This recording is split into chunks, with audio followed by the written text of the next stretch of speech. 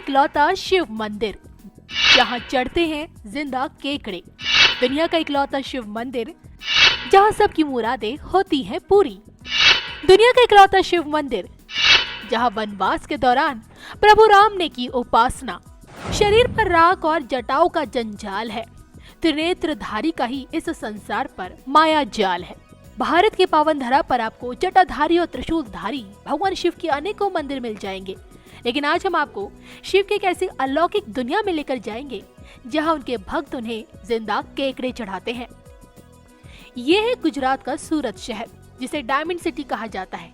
इसी शहर ने 17 के पाटीदार आंदोलन में बीजेपी की सरकार बचाई और इसी शहर में शिव का एक ऐसा मंदिर भी है जहां केकड़े चढ़ाने की परंपरा आज भी निभाई जाती है। क्या कहती है रामनाथ शिव घेला मंदिर से जुड़ी कहानी, देखिए हमारी इस खास रिपोर्ट में। ये है सूरत का रामनाथ शिव घेला मंदिर। चमत्कारी भी है, दिलचस्प भी। शिव का ये इकलौता ऐसा धाम है जहां भगवान शिव को धतूरा, बेलपत्र, भांग के संग जिंदा केकड़ा खास तौर पर चढ़ता है। कहते हैं भक्ति भाव के साथ भक्त जो कुछ भी अर्पण करता है, महादेव उसे प्रसन्नता के साथ ग्रहण करते हैं। लेकिन भक्तों द्वारा शिव को जिंदा केकड़ा अर्पण करना अपने आप में एक अनोखी परंपरा है, जो इस मंदिर को अन्य शिव मंदिरों की तुलना में असाधारण बनाती है। क्या कहती है केकड़ा चढ़ाने की परंपरा? मंदिर में केकड़ा चढ़ाने की सालों पुरानी परंपरा है, लेकिन केकड़ा चढ़ाकर अपनी मनोकामना भगवान से पूरी करवाने के पीछे भी अपनी एक कथा है। कहते हैं भगवान श्री राम ने अपने वनवास के दौरान यहाँ भगवान शिव की उपासना की और तब से ये मंदिर अस्तित्व में आया। माना जाता है कि आदि काल में जब मंदिर के स्थान पर समुद्र बहा करता था, तभी से एक ऐसी घटना घटी जिसके बाद तब से लेकर आज तक केकड़े चढ़ाने की मान्यता चली आ रही है।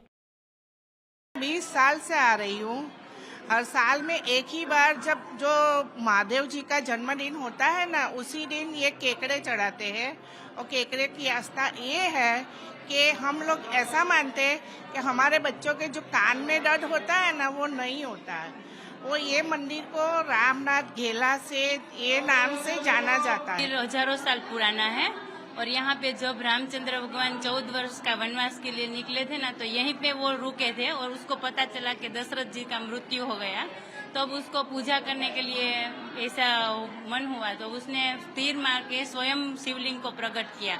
और फिर जब शिवलिंग प्रकट हुई तो दरिया देव भी प्रसन्न हो गए, तो उसके साथ जीव जंतु सब इधर आ गए।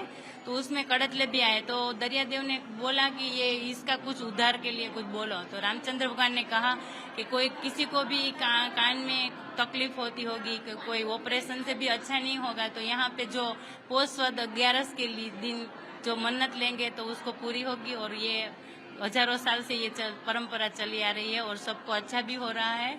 और इसलिए सब दूर दूर से भाविक भक्त यहाँ पे आते हैं दर्शन करने के लिए। और एक ही दिन पूरे विश्व में एक ही ये मंदिर ऐसा है कि यहाँ पे जीवते कड़तले चढ़ते हैं। जो कि भस्मधारी का ये अद्भुत धाम शमशान घाट से ही सटा है, इसलिए शिव को मृतकों की पसंदीदा चीजें भी चढ़ाई जाती हैं ताकि उनकी आत्मा को शांति मिल सके।